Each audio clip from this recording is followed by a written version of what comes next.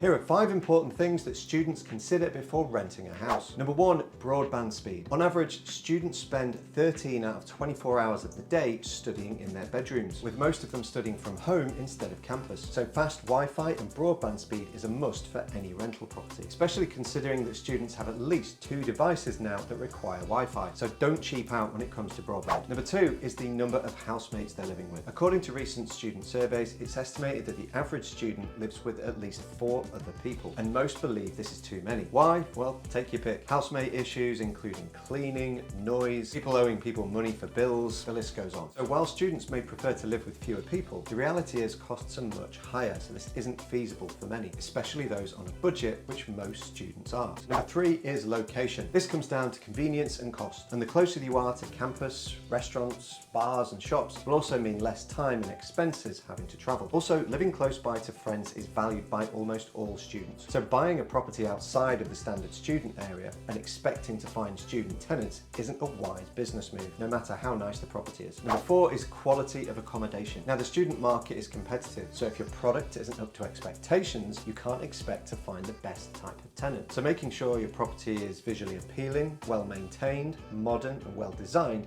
is a must for all student properties. So that could mean good sized double bedrooms, large beds, ensuite facilities, or at least enough shared bathrooms for the property, off-street parking or high quality security, as well as lots of communal space with plenty of natural light. And if you want to go further to add a USP, look at putting in cinema rooms or games rooms. And number 5 is value for money. Now, this encompasses all of the previous points, but according to a survey carried out by Save the Student, apparently almost 1 in 3 students believe that their property is not value for money. So with cost of living crisis resulting in much higher living costs and student maintenance loans not rising to offset against increased inflation, this is going to become extremely important for students. Get all these things right and finding high quality students shouldn't be a problem.